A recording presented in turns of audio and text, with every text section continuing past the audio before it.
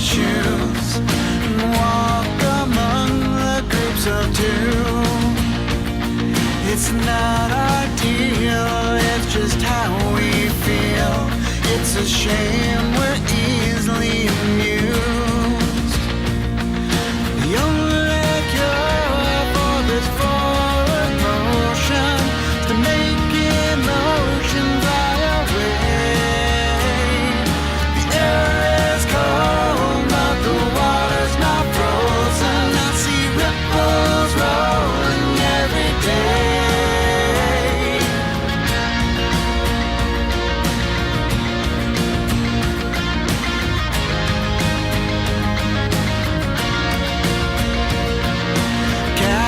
stone and hit a hardcore view.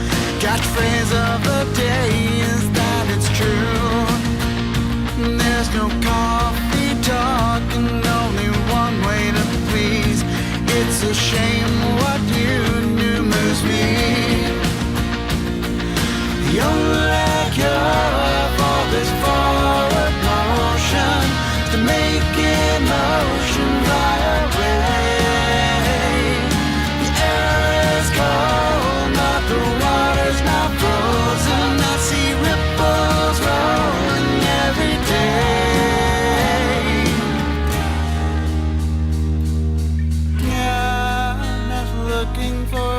Swept view.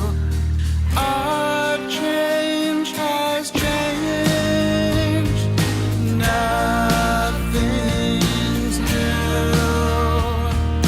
Write a new song.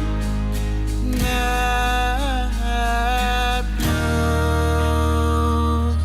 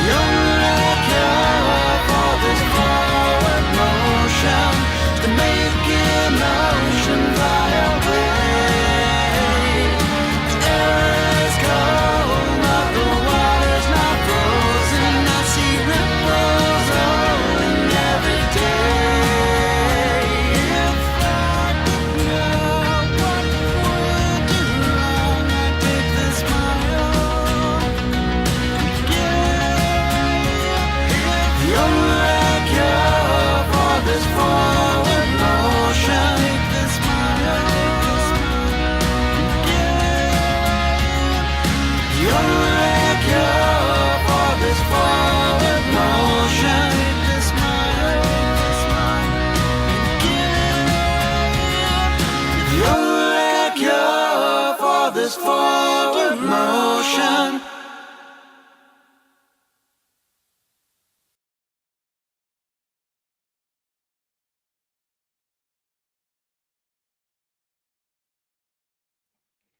Good morning, everyone, and welcome to Rebellious 1776. My name is Lynn Hurley, and I am here with you to critique, criticize, and fact check our nation's politicians in real time. We love watching a riveting congressional hearing around here. We like to think that it's political theater. And if you know someone who would enjoy watching where their tax dollars are going, please feel free to share the love and share the show. And then just sit back, grab a snack and a drink. And if you're watching live, please join us in the chat. as we watch and discuss our nation's finest in action. Also, if you like talking all things politics, please consider subscribing. I would love it. The YouTube gods would love it. And if you do decide to subscribe, please make sure you hit all on your notification bell so you always get notified anytime a new show is coming up. I also do members only shows where we have a chance to talk about things a little more in depth, a little more one-on-one. We don't watch hearings in there, so we just get to talk about what is going on in the news that day, that week, whatever it is that's going on, we discuss it. So if you don't want to miss out on those, please consider becoming a member. We would love to have you join that conversation with us. So today we are going to be watching a hearing that took place on, when was this one? It was either yesterday or today. We've been watching a couple of things lately. So there were both yesterday and Tuesday, there were a million hearings. So this one took place on Tuesday, on the 30th of January, and it is entitled "Menace on the Red Sea: Secure Shipping Threats." Securing. Oh my goodness, it is early. Securing shipping against threats in the Red Sea, and we're going to be talking about emerging threats and challenges to maritime commerce in and around the Red Sea shipping corridor. So I say we just get right into it. We had a nice long day together. For anyone who was with us, we watched the impeachment articles for Secretary Mayorkas. That was a very long episode.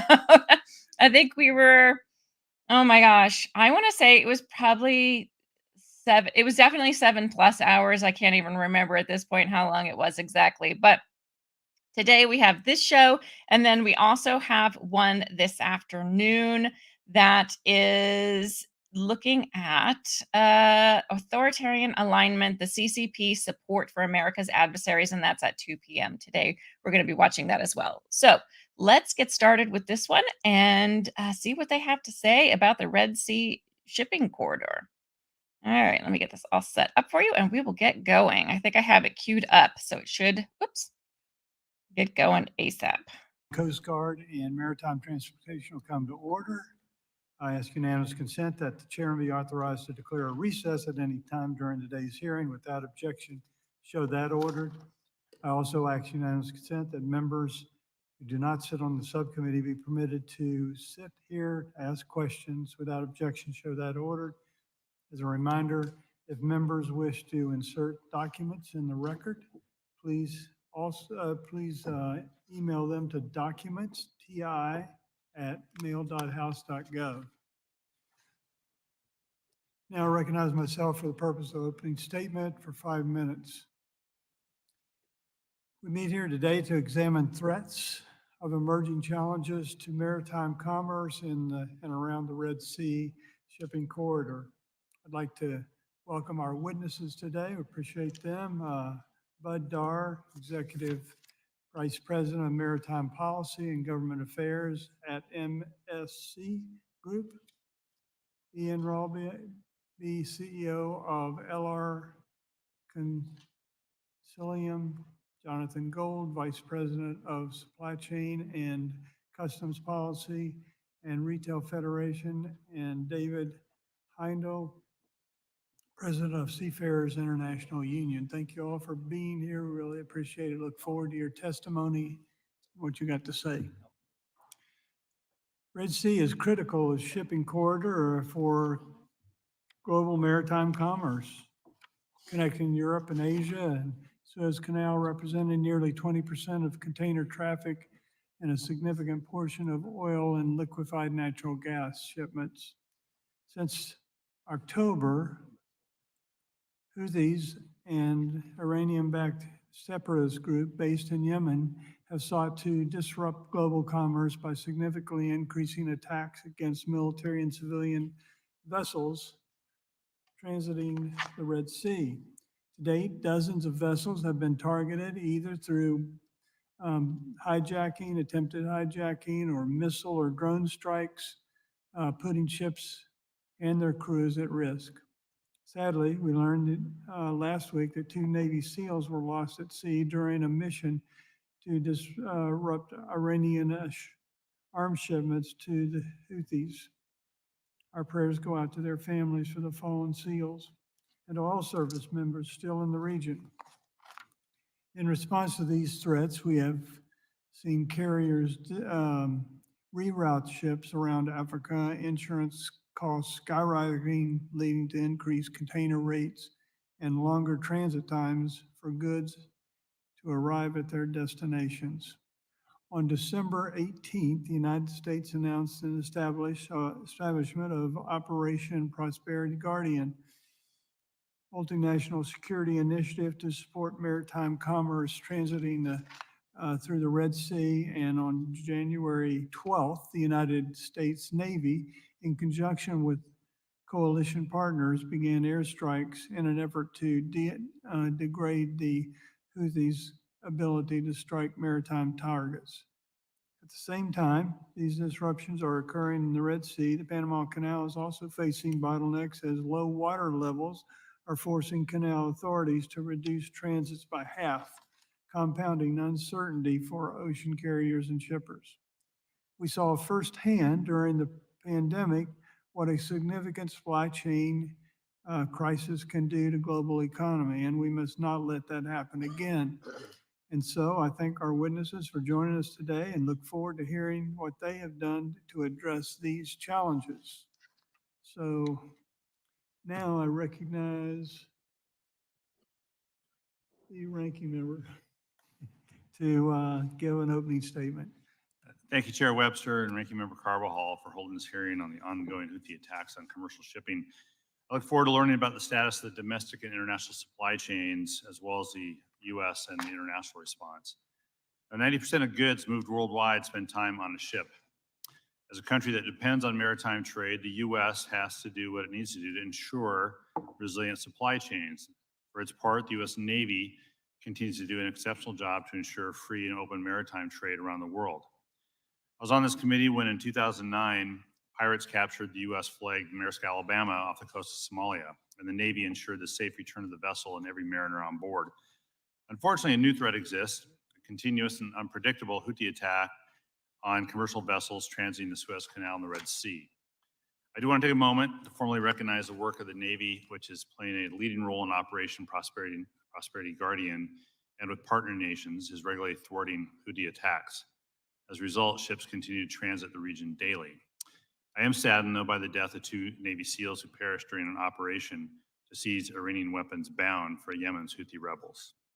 Special Warfare Operator First Class Christopher J. Chambers and Special Warfare Operator Second Class Nathan Gage Ingram died, protecting American sovereignty, and their sacrifice kept deadly weapons out of the hands of terrorists.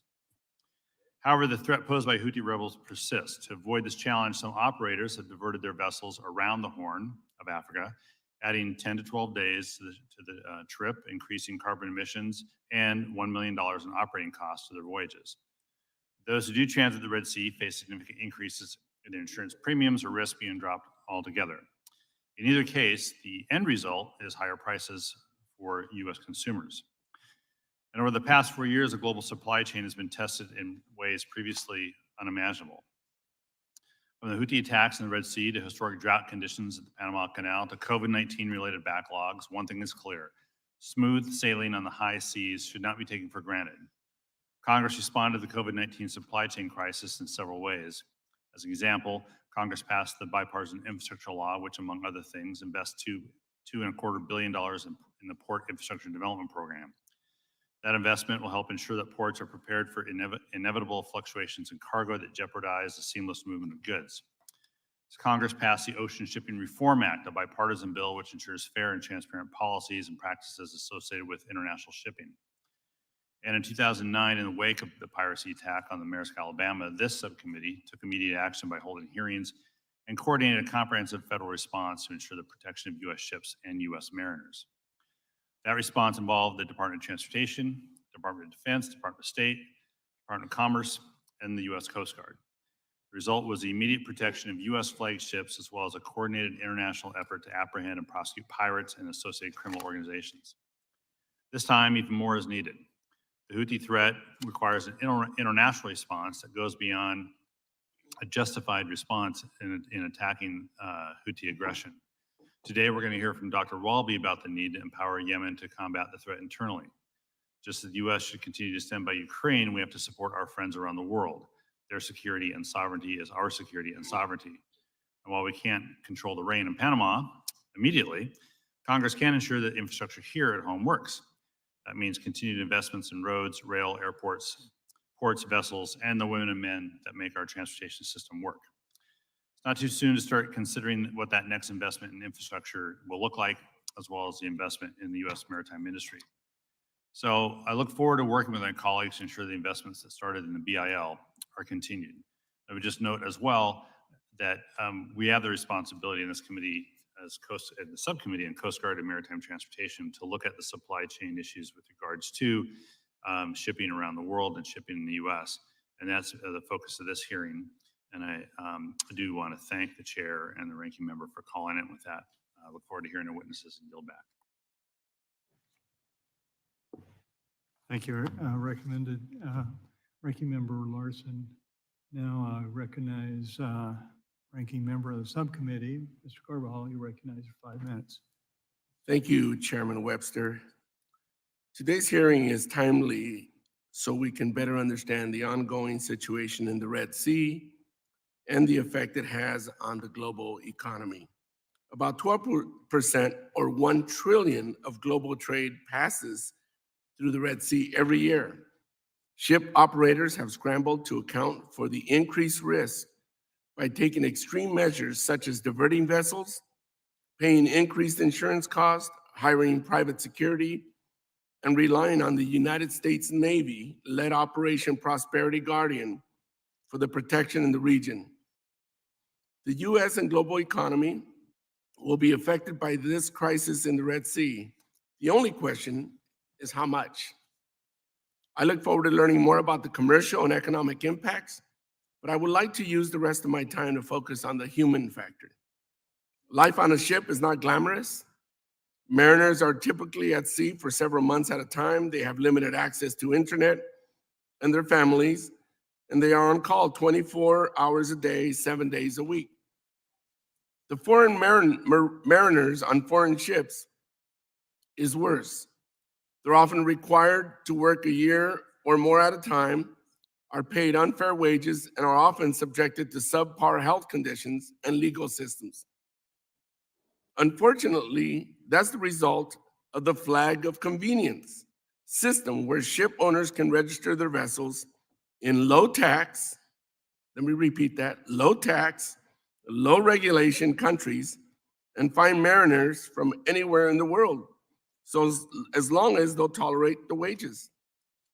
For all mariners, though, the Houthi threat in the Red Sea is real. The U.S. Navy is doing incredible work protecting lives and commerce, but living, sleeping, and working under constant threat of deadly attack is unacceptable and unsustainable. Unfortunately, this is business as usual for American mariners. Though every emergency, conflict, and war, through every emergency, conflict, and war, the United States Merchant Marine has shown up. They bravely sailed during World War II when ships were being sunk daily by torpedoes, many lives lost. They delivered military supplies to our troops during the Gulf War when foreign mariners and foreign companies refused. They routinely sail hospital ships to disaster-stricken regions. Currently, American mariners are showing their bravery and dedication by sailing through the Red Sea to deliver military cargo and humanitarian aid to the region. Congress must find new and innovative ways to bolster the U.S. Merchant Marine. I'll close by expressing my appreciation for the U.S. Navy. Without them, vessel traffic in the Red Sea would come to a halt in November. I'd also like to remember the 2 Navy SEALs who died during an operation in the Arabian Sea to intercept the delivery of Iranian weapons to Houthi terrorists. They are heroes, and their sacrifice protected countless military and civilian lives. Thank you, Chair, and I look forward to hearing from our witnesses. I'd like to again welcome our witnesses. Appreciate you being here. Thank you for being here today. I'd like to take a moment to explain our lighting system to the witnesses. There are 3 lights found in front of you. Green means go, yellow means time to slow down, and red means conclude your remarks. I also ask unanimous consent that the witness' full statement be included in the record. Without objection, show that ordered. I ask unanimous consent that the record of today's hearing remain open until such time as the witnesses have provided answers to any questions that may be submitted to them in writing. Without objection, show that it ordered. I ask unanimous consent that the record remain open for 15 days for any additional comments and information submitted by members or witnesses to be included in the record of today's hearing. Without objection, show that ordered. As your written testimony has been made part of the record, the committee asks that you limit your oral remarks to 5 minutes. With that, Mr. Dar, you're recognized for 5 minutes. Thank you, Chairman Webster. Thank you, Ranking Members Larson and Carbajal, and members for the opportunity to be here today and help describe what our experience has been to date and perhaps shed a little light on what the future may look like with this situation. I have provided a written statement. I provided my CV. I will not bore you with too much detail on that, other than to say I'm a graduate of the United States Merchant Marine Academy proudly. I served in the U.S. Navy and the U.S. Coast Guard until retirement, and I am an American citizen, and I feel very strongly about the interest that the United States has in these issues, whether it involves U.S. flagships, U.S. mariners, or other seafarers just trying to do their jobs every day. I'd like to offer up some comments on 4 points that I'd like to ask your attention to. One is that this is an unprecedented series of attacks by non-state actors upon commercial shipping. There have certainly been attacks in the past, either by states that were well organized, and there have been attacks by non-state actors, such as Somali piracy some time ago, which seems unfortunately to be reemerging now at this moment. But as non-state actors go, the level of sophistication of the targeting, the weaponry, and the boldness is absolutely unprecedented. And they have, in fact, taken control of a vital sea lane, which is essential not only for U.S. economic interests, but for trade to flow more broadly throughout the world. I'll point out what we do in our industry is we are a conduit for trade. We don't operate ships just to operate them, although we love them very much and we love the people that operate them. We go where the trade requires us to go, and we will adapt accordingly. I'd also like to offer my express thanks not only to the U.S. Navy, who not only has fought so bravely, sometimes paying the ultimate cost during this particular conflict, but also for keeping the watch over the holidays. I remember many conference calls with CENTCOM where we were at home with our families and they were not. And we are grateful for the contributions that are being made, even if today we are not seeing a genuine improvement on the water to the point where we feel that it is safe. So my second point is we're making this work. It is an extraordinary, unprecedented situation. It is extremely complicated, particularly to adapt global networks quickly, but we are making it work. Commerce is flowing. The third point is these are interconnected systems when you look at any one carrier or you look at a sector, such as the containerized sector, which is the part of our business I'm here to speak to you about today. You can't look at one particular port or one particular service loop, which would be a series of ports served by a series of vessels, but you have to look at how it fits in with the broader system, particularly where it interfaces with ports and interfaces with the shoreside component of what it takes to keep supply chains moving. And one major difference between the situation we faced during the pandemic, which was also quite difficult, and what we face today is that those shoreside components are not showing the incredible stress that they were under during the pandemic, where it became painfully obvious to us that we could still operate ships quite well. We hadn't forgotten how to do that, but the shoreside component of what we would do once we got to port in the US was not capable of handling that sort of a surge. And that's where I think these investments in the future are critically important so that we have a more capable and more resilient series of supply chains components for the future in the interest of the United States. I will also say there are substantial costs that come with these alterations. Some of the comments in the opening statement, I think, made recognition of that. And we are still trying to assess the full scope of those costs. At this moment, quite honestly, you have to make a best educated guess that you can, because it's not the same from company to company. It's not the same from service to service. It's not the same from loop to loop. And it's even not exactly the same from ship to ship. But keep in mind, if we need additional ships of a certain type or other equipment to fulfill the surge need, that has to come probably from other service areas. So it causes disruption throughout the whole interconnected network. I believe that situation will normalize. I believe we're in this for a while, at least it feels like that way. And as that happens, I think the market will take over again and pricing will reflect equity from carrier to carrier, customer to customer over time, as the market normally can do. And the last point I'll make, sir, is about seafarers. At the end of the day, the controlling consideration here and the controlling point of what the discussion should be, in my humble opinion, has to be about the human aspect of this. I work for a family-owned company. We have almost 200,000 employees, and I can tell you our chairman views them all as family members. It is unique for us, but it shouldn't be. These seafarers are keeping commerce moving, they're serving global society's needs, and they are just trying to do their job every day. And for them to be shot at, as they were 3 different times on our fleet, one of which was an hour-long firefight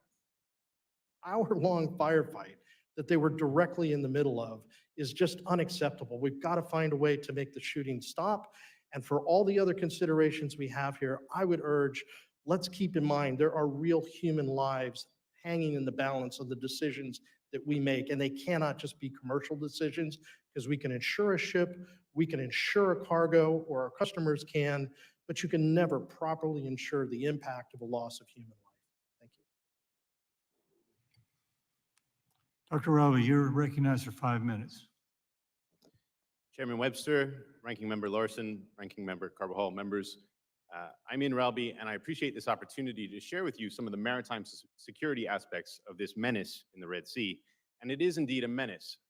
Based on my analysis and that of my team at IR Concilium, I want to make 3 points. First, even if the Israel-Gaza situation ended today with a complete resolution that was mutually agreeable to all parties involved, the Houthis would continue to attack shipping. Second, 100% of the ballistic missile capabilities of the Houthis could be taken out, and the Houthis would still attack shipping. And number 3, if the US continues to be the face of the counter-Houthi narrative and the counter-Houthi operations, others will continue to be inspired to join the Houthis and potentially could join them in attacking shipping as well. Since the 19th of November, the Houthis have seized on a convenient narrative that played into something that they wanted. They have opportunistically taken advantage of the Palestinian situation and made it a cause that aligned with their own interests, albeit hypocritically so. If we look at that hypocrisy, the Houthis have, over the last 10 years, killed more Muslim Arabs than Israel has in 75 years of its existence. The Houthis do not care about the Palestinian cause except insofar as it furthers them. Furthermore, they are protesting that situation by targeting innocent civilians. And that hypocrisy needs to be pointed out. By not having divorced the narrative between what is happening in Israel and Gaza and what is happening on the Red Sea, we have allowed the Houthis to gain momentum, gain new members, and to inspire others as being a party that is doing something it really isn't. They are looking out for their own interests, and they are loving this situation for the momentum it has given them. Unfortunately, they are also loving the fact that we have bombed them now. For 10 years, they've been spouting the narrative that they were at war with the US and the UK, and that was one of the ways that they motivated people and particularly brainwashed some of the youth in Yemen to join their cause. Now, the whole world's media is telling them that they are actually at war with the US and the UK. And so we've given them inadvertently credibility, and that credibility has given them relevance, it's given them visibility, and they love the taste of the significance that they now seem to have. So they are going to continue looking for ways to attack. And so even if we take out 100% of their capabilities on the ballistic front and on the drone front, they will find other ways to be continually attacking shipping, as we've learned from other piracy incidents in other parts of the world, from Somalia to the Singapore Strait to the Gulf of Guinea and beyond, it doesn't take very much to be able to disrupt maritime commerce. And they have certainly the will to do so, and have in the past tested the use of remote control bomb boats and even found unmanned underwater systems that have been capable of potentially attacking shipping as well. So now the world is watching, and the Houthis are enjoying it, but we have to be very careful, because if we do not change how we are approaching the Houthis, we're going to continue to inadvertently embolden them. They have an incredibly low regard for human life. They've shown that over and over. They have weaponized food for their own people. They have killed, as I said, more people over the course of the conflict than died in the entire conflict in Afghanistan over 20 years. They are not to be treated as a rational party in the way we see rational thinking. And so we must suspend our own approach for what we think would be the right way forward to look at how to deal with the enemy that we actually face, not the one that we want. We have to pull their attention away from shipping. And in order to do that, we have to also embolden the government of Yemen. The government of Yemen holds the keys to this situation. Without them taking up and fighting to regain their own sovereignty, we are setting ourselves up for a long-term problem. At the moment, the Houthis are a threat to the people of Yemen. They are a threat to the region. They are a threat to global shipping. They are a threat to the entire global commerce. And as a result, they are a threat to the United States public. Thank you very much. Mr. Gold, you're recognized for 5 minutes. Thank you, Chairman Webster, Ranking Member Larson, Ranking Member Carbajal, for the invitation to testify today on behalf of the National Retail Federation on the impacts of Red Sea shipping disruptions. Retail is the nation's largest private sector employer, contributing $3.9 trillion to the annual GDP and supporting 1 in 4 U.S. jobs. That's 52 million working Americans. Having a safe, efficient, predictable, and timely supply chain is critical to the success of any retailer to ensure that products are available to the consumer, whether they shop online or in store. We also saw firsthand the disruption caused when supply chains were completely overwhelmed during the pandemic. Through significant efforts, supply chains were returning to normal and congestion issues were resolved. We are now faced with another significant supply chain disruption because of the attacks in the Red Sea. This is on top of the restrictions impacting the Panama Canal, as was mentioned by the members. While the volume of U.S. trade through the Suez Canal is small, the disruption impacts are being felt far and wide. The biggest challenges for retailers are the additional volatility, cost, uncertainty, and overall risk to the supply chain. Retailers are being forced to readjust their supply chains to ensure product delivery. Our members are seeing increased time, additional 10 to 14 days or longer to the supply chains to compensate for longer vessel sailing times around the Cape of Good Hope. Our members are also seeing an increase in shipping costs. There's been a significant increase in freight rates on the spot market. While not as high as during the pandemic, there are concerns about what this means for future contract rates. Carriers are also seeking a number of different surcharges and fees, including war risk surcharges, emergency contingency surcharges, and others. We understand that longer vessel times impact fuel, labor costs, and insurance costs. Our members want to make sure these fees and surcharges cover real costs that are not intended for profit. One member has told me that they have had carriers ask for an increase of $1,500 to $3,000 per container, which represents a 38% to 73% cost increase for directly affected cargo. We're also hearing that the rates and surcharges are not just being applied to directly impacted cargo, but to other routes such as the EU to US route because of equipment availability. Some members are also noting that their overseas vendors are starting to see some challenges with their ability to source raw materials in a timely manner, as well as increased costs for those components. Retailers are working closely with their supply chain partners to address the disruptions and to implement mitigation strategies. It is important to note that retailers are making decisions now regarding back to school and holiday shipments. Some of these strategies include transiting the Cape of Good Hope, as talked about. For cargo and vessels waiting to transit the Red Sea, the carriers have made the decision to shift around the Cape of Good Hope. NRF members have to rely on the decision of the carrier, but then address the delayed transportation issues once the cargo arrives in the U.S. Our members are also indicating that they are shifting supply chains back to utilizing West Coast ports and then using intermodal rail to get the cargo back to the East Coast. Unfortunately, the Panama Canal is not a viable option right now. Some retailers are shifting their cargo from more sensitive to air cargo for more timely and sensitive shipments. In addition, retailers are working with their overseas vendors to encourage early shipments to avoid disruptions. While many are focusing on the current situation, more challenges will be created the longer these disruptions continue.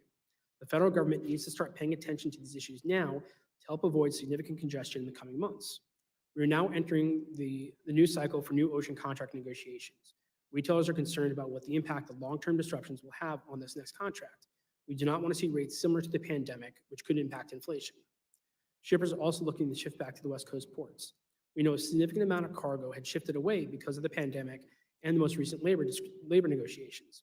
We need to make sure that our ports, terminals, railroads, harbor drayage providers, and warehouses are ready for the increased cargo volumes that will shift back.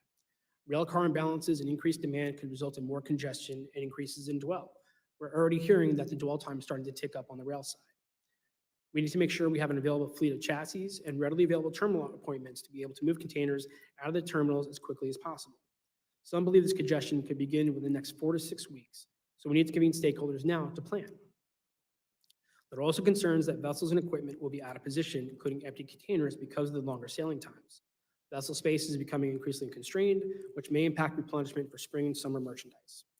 Some carriers are canceling certain services, which will create additional capacity constraints in the market. While the focus of today's hearing is on the Red Sea disruptions, it is important to note that other supply chain challenges will further complicate the global supply chain. The ripple effects will impact other issues. I already noted the Panama Canal restrictions. As retailers are looking to address these issues, they're also planning for potential labor disruptions at East Coast and Gulf Coast ports because of the current labor negotiations between the ILA and USMX. The contract expires at the end of September during the peak shipping season when retailers are bringing in their holiday merchandise. Retailers are making their shipping decisions now to avoid any potential issues. In conclusion, the challenges from the ongoing attacks in the Red Sea are significant and will get worse the longer they occur. We appreciate the attention and actions of the administration with Operation Prosperity Guardian in building an international coalition. More work, though, needs to go into efforts to ensure safe passage for vessels and mariners through the Red Sea. Their safety is of the utmost importance. While we're addressing the immediate issues, we need to make sure that we're preparing for the potential congestion issues that will impact U.S. ports in the coming months. Thank you again for the opportunity to testify today. Mr. Heindel, you're recognized for 5 minutes.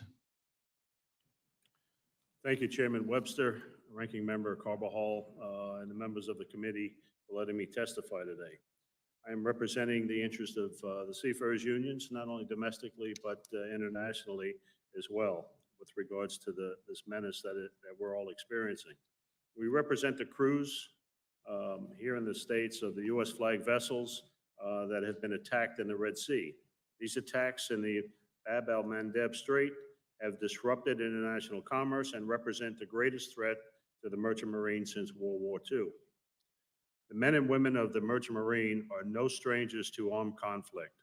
Throughout our history, we have battled privateers, commerce raiders, mines, submarines, pirates, and terrorists. These attacks have highlighted what every mariner knows.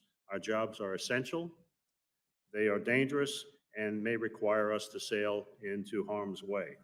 The Red Sea attacks represent the most technologically advanced threat we've ever faced. Drones, anti-ship cruise missiles, and anti-ship ballistic missiles have all targeted American and foreign ships and their crews. I want to thank the President, the Secretary of Defense, Transcom, CENTCOM, NAVCENT, and the other military components, as well as the Maritime Administration for their efforts on our behalf. And it is thanks to them that we have managed to avoid casualties so far. These attacks have had a major impact on the global supply chain. The Red Sea accounts for as much as 25% of the world's container shipping trade. We have seen a 70% reduction in ship transits and a 50% reduction in cargo through the region. Several carriers, both international and U.S. flag, have chosen to divert their vessels away from the Red Sea and instead make the trip around the Cape of Good Hope to avoid this menace. This adds nearly 2 weeks to a typical voyage each way. If these attacks continue, the impact will have an effect on our economy and potentially add to a rise in prices of consumer goods. It is critical for our economic interests that this shipping route remain open. As of today, we have not had any difficulty in crewing ships headed through the warlike area, and no ship has sailed late because of crew issues. It is our goal that every American ship that has been called upon sails on time with a full complement. It's important to note that our ships are not combat vessels, and they are not capable of defending themselves against these kinds of attacks. We're wholly reliant on naval support. We have been coordinating with Transcom, MARAD, and the MSC at a variety of levels to ensure the safe passage through these areas. Our biggest need right now is secure communications, whether this is in the form of specialized equipment, naval liaisons embedded on board our ships, or additional American civilian mariners with proper clearances and certificates on board having direct communications between our ships and combat ships in the area. It's key. We have been informed by the Military Sea Lift Command that they will be sending additional personnel to the 5th Fleet NAVCENT Maritime Operations Center, and we hope this enhances the flow of information between our ships and their defenders in the region. I am convinced that our mariners would prefer to only enter the region when it is absolutely necessary and any non-essential voyages be rerouted. Having a reliable, dependable, and loyal maritime transportation system is critical to American national security. Programs like the Maritime Security Program, Tanker Security Program, Cargo Preference, and the Jones Act create and maintain jobs in peacetime so that the ships, their crews, are available when called upon by the government. Every American ship attacked so far has either been enrolled in the MSP or is a government-owned vessel crewed by civilian mariners. Finally, maritime labor is very concerned about how much information is publicly available about these attacks. Thanks to social media, we've seen information like ships' locations, registration data, vessel schedules, speed, routes, and destinations posted on the internet and made available in almost real time. The level of detail being provided is far beyond that needed to convey the message that American ships need protection. This is an actionable intelligence for the Houthis should they choose to use it. We have learned the hard way in the past conflicts that loose lips do sink ships, and we need to make sure that this vital seaway is kept open to keep commerce moving. We merchant mariners are proud of our 250-year history of service, and we have delivered the goods in peace and war, and we will continue to do so. I would like to thank you for holding this hearing, and I am happy to answer any question that you may have. Thank you. Thank you for your testimony, and we'll now turn to questions from the panel. I'll recognize myself for 5 minutes for questions. Mr. Dar, during the pandemic, we saw a clear impact on the supply chain and disruptions of the global economy. Can you share could you share if there have been any lessons learned from that we might use now? And if so, how would they be implemented to prevent future situations this time around? Thank you, Mr. Chairman. I'd be happy to answer that question. I have to say that the fundamental problems that we saw, particularly in the United States, really can be traced back to much more of the shoreside component. And I think addressing both the infrastructure and operational practices there can help insulate us for future crises, whether it be one of this scale or one of a different scale like the pandemic was. So I would emphasize a focus on fixing that part, because that was essentially what failed us all as consumers and also companies trying to serve the economy. When it comes to application to this particular situation, I would say it taught us to expect the unexpected and not think you really can predict what's coming next. Be as nimble as possible. And it's forced us to maintain some additional capacity at substantial cost to be able to respond. And if we did not have that additional capacity at hand right now, as we do under the current market conditions, I would argue we probably would be in a much, much more difficult situation than we are. The reality is, because we have kept that additional capacity available, we've been able to deploy it. And although it takes longer, and although it has some additional costs associated with it, we're making it work and the goods are moving.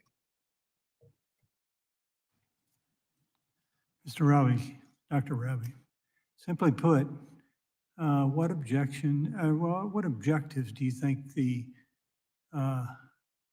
Houthis movement is hoping to achieve by perpetrating these attacks? Thank you, Chairman. Their main objective is to advance their own movement. Their movement includes goals to not only take over the remainder of Yemen, but to advance on both Mecca and ultimately Jerusalem. They see this as a global movement. Theologically, the Houthis began with a certain interpretation of how the world should be ordered. They have no real interest in governing. They just have an interest in advancing that ideology. And interestingly, that ideology is actually at odds with Iran. The Iranian and Houthi ideology do not line up. So at some point, they will find themselves at odds with each other. But for now, their interests are aligned because the Houthis are willing to be as erratic and chaotic as they are in pursuing both advancement on Yemen and ultimately advancement on more of the region. So they're merchants of chaos. They really enjoy being chaotic. And so for right now, that is serving their purpose. Can you share with the subcommittee some of the risks currently incurred by American-owned flagged or flagged maritime assets transiting the Red Sea, as well as any other potential ones of concern emerging from the Houthis' increased aggression? Certainly, I think since we began striking targets within Yemen, there has been a major increase in the direct attempt to target U.S. affiliated ships, because U.S. flagships are obvious, but there are also different layers of ownership and connection to the United States that have led to the Houthis targeting them more. Interestingly, it appears that some of that targeting is being aided and provided by Iran, who are much more capable in discerning the overall character of vessels. They've proven themselves over the years to be very competent in identifying a specific entity attached to a vessel and targeting that entity as their interlocutor and using their attacks. The Houthis don't care that much, but they're enjoying the fact that they can target U.S. ships right now. The problem is that they are erratic, as I said, but also they don't care if they get it wrong. So as much as they may be targeting one nationality of ship, they're likely indifferent as to whether they actually hit it, as long as it gets some attention, and they're also indifferent as to whether they hit something else or someone else. And so this is a grave threat to all shipping, but certainly at the moment, the increase in attention on the US and UK vessels has been problematic. Thank you very much. Looks like my time's out. So, Mr. Carbajal, you're recognized for 5 minutes. Thank you, Mr. Chair. I'll yield to our ranking member, Larson. Thank you, Mr. Carwell. Mr. Heindel, your statement warns that loose lips sink ships. Can you underscore a little bit more how concerned maritime labor is about the availability of vessel movement information, which I can get on my phone right now, right? So can you talk a little bit about that? Well, there's been quite a bit. Obviously, it's very hot news today. The media is all covering it, and specifically the maritime media is covering it very heavily. And if you happen to look at some of the issues, it's practically daily, that are, or I should say coverage that they're putting out there, it is showing vessels where they are, and they're tracking these vessels. It's almost like, as I said, real time. Now, perhaps it may be a few hours old, it may be a day old, but the fact is that if the media is covering it to such a degree and putting this information out there, it's not healthy. It's not healthy for our mariners. It's not healthy for the vessels that we're sailing on. It's important that I think it be said that you don't have to have all of the details and the photos that they're putting out there in their journals or blogs, if you will. Well, I think the men and women in the maritime labor are an important part of this supply chain. I didn't check my tags on my clothes this morning, but I imagine a few of these were not made in the U.S. and were brought in containers on a few ships that traveled around the world. I'm not sure from where to where, but I'm sure if we all checked our clothing, we'd find that we're connected to this problem a little bit more closely ourselves than we all realize. But you're all on the front line, and I appreciate what you're doing out there to help us out. Mr. Dar, while the Navy's doing a good job, great job actually, maintaining a minimum level of safety currently in the Red Sea, are there other things the U.S. can be doing to prepare for supply chain disruptions in the future? Keeping in mind, I said in my opening, we're the Coast Guard Maritime Transportation Subcommittee, so our focus is largely on the supply chain side of things, the economic side of things. Can you address what we can do to prepare for supply chain disruptions in the future? Thank you, sir. And when it comes to your original comment about how closely connected we all are, I think that's very true. And I would urge everyone to think about that because, again, we are a conduit for world trade and we work best and we serve our customers' needs the best and ultimately the consumers best when supply chains are functioning in an integrated way. So I would suggest infrastructure investments in the physical infrastructure, changing some of the operational constraints on maintaining inventory so there's more of a surge capacity, including impacts that it may have on warehousing and shipping capability and things like that. Find the right balance between regulating what needs to be regulated, say on the environmental side and the safety side, against the practical needs of keeping goods moving. It's not an easy thing to do, but that pragmatism is required in order to keep things functioning. From the Navy standpoint, of course, keeping the sea lanes open. I think it was my third day in Navy boot camp when I was a very impressionable 18-year-old when I was taught that that was one of our fundamental missions. And I think worldwide, whether it's the Red Sea, Strait of Malacca, doesn't matter. I think that's an essential part of it to keep commerce flowing. But what's happening today with the kinetic responses to the activity there, that's treating a symptom. And I think that ultimately to keep sea lanes peaceful and open requires a strong element of diplomacy that maybe we shouldn't expect to shoulder on behalf of the United States Navy or other navies, but rather the diplomats and government leaders that support that.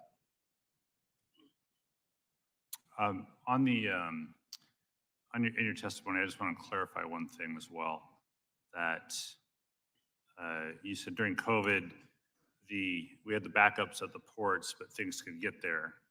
And this is sort of the opposite. Things are having trouble getting to the ports because of the attacks, but our ports largely are resilient, more resilient than they had been during COVID. So, did I get that right? There is extra capacity available. Our operations people advise me on the terminals we call, they're operating at about 60% capacity right now. And a terminal's optimized at around 80% or so. During the pandemic, we saw numbers like 115, 120%. So that surge capacity to absorb this is available at the moment, but we shouldn't take that for granted. And there will be some times because of the modification of the services where we will get large volumes arriving at once, and those need to be dealt with. But I think those will be transient situations where it was a rather long haul during COVID. Yield back. Mr. Babin, you're recognized for 5 minutes. Thank you, Mr. Chairman. I appreciate it, and I appreciate you witnesses coming forward in this very, very serious development. Well, we've heard the numbers, 20% of all container shipping, 10% of seaborne oil, 8% of LNG passed through the Suez Canal, a dramatic increase in attacks since October of 23. And quite frankly, I don't know if this is sustainable. Many companies have ceased transits through the Red Sea, increases in risk, insurance premiums, transit times, fuel costs, et cetera. We've announced, of course, Operation Prosperity Guardian and an international coalition, certainly like that. But throughout October, U.S. Navy destroyers intercepted numerous missiles fired by Houthi forces over the Red Sea, and Houthi air defense also shot down a MQ-9 Reaper. Probably that Reaper came out of my district outside of Houston. And the Houthi forces on November the 19th seized control of a British-owned ship, Japanese flagged the Galaxy Leader, and after 3 months, still holding that ship, still holding the crew. As a former merchant seaman myself, that greatly disturbs me. We have to protect our merchant mariners' lives as well as our ally merchant mariners. Over and over, we've seen a number of attacks by Houthi fighters firing on U.S. Navy helicopters with small arms, et cetera. Now we've lost 3 U.S. military personnel dead. We got 2 SEALs lost at sea, over 24 American military personnel wounded. I think it's high time that the United States retaliate in a way that will make these folks remember and be aware of what they're playing with, and that is playing with fire. So I would ask Mr. Rowley, if you would, in your written testimony, you shared some of the downsides of diverting ships around Africa, specifically highlighting a lack of safe harbors and the increased potential for piracy. Somalia's out there. What can carriers do to mitigate some of those risks if our administration doesn't strike back? What is the current alternative? Thank you, sir. I think, first of all, I would agree that there needs to be retaliation, but retaliation does not necessarily mean giving them exactly what they want, which is a direct confrontation militarily with the United States. So I think we need to retaliate by finding ways that will actually persuade them, and they cannot be persuaded in the ways that we would be persuaded. So we need to look to solutions that will draw their attention away from shipping, and that is a critical piece of this. In order to make shipping more safe, particularly through Somalia, we need to be looking at how to resuscitate some of the lessons we learned 10, 12 years ago, or even longer now, when we were dealing with Somali piracy on a day-to-day basis. We saw 2 attacks yesterday, so this is a real threat. The skills for piracy were not lost over the last decade. They were transferred. A lot of the attacks were actually by Somali pirates against vessels that were engaged in illicit trafficking. And so the skills are still there. The reporting just hasn't been there, and the attacks on vessels engaged in legitimate international maritime commerce haven't been there. But we need to be ready for that possibility. To that, I think we need to take a new look at Best Management Practices 5, the guidance that is given to shippers to harden their vessels and ensure safest operations for averting piracy attacks. We need to ensure that we have a greater familiarity with where there are potential safe harbor options. And as the United States, we could do a lot to try to support African ports in being ready to provide fuel supplies, food supplies, freshwater supplies, other husbandry services to the increased traffic. We've seen an 80% year-on-year increase going around the Cape of Good Hope. That is a major increase. Right. And so that is a critical point. Yes, sir. I would also remind you that when Somali piracy was at its peak, they seized several Russian vessels. The Russians did not mess around with them. They did not play. And I think that it goes to without saying that hitting back very hard teaches people a lesson. And I'm sure diplomacy is great, but you cannot project weakness, and that is what we've seen with all of the attacks going on and the further threats, and trying to tie it in some form or fashion to the Israeli war. And I dare say that even if the Israeli war were over, we would probably continue to see Houthi attacks in that Red Sea area. Looks like I'm out of time, so Mr. Chairman, I will yield back. Thank you. Gentleman yields back. Mr. Carbajal, you recognize for 5 minutes. Thank you, Mr. Chair. Mr. Heindel, there's no question the Navy's doing an incredible job thwarting the Houthi attacks.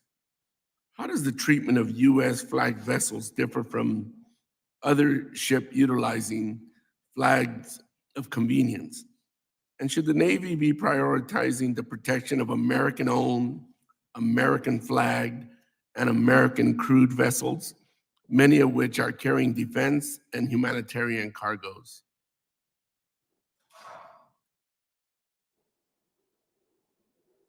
Thank you for that question, Congressman. In simple terms, I believe they should be. But we do have an obligation as well to support all commerce going through that area. I believe that's the goal.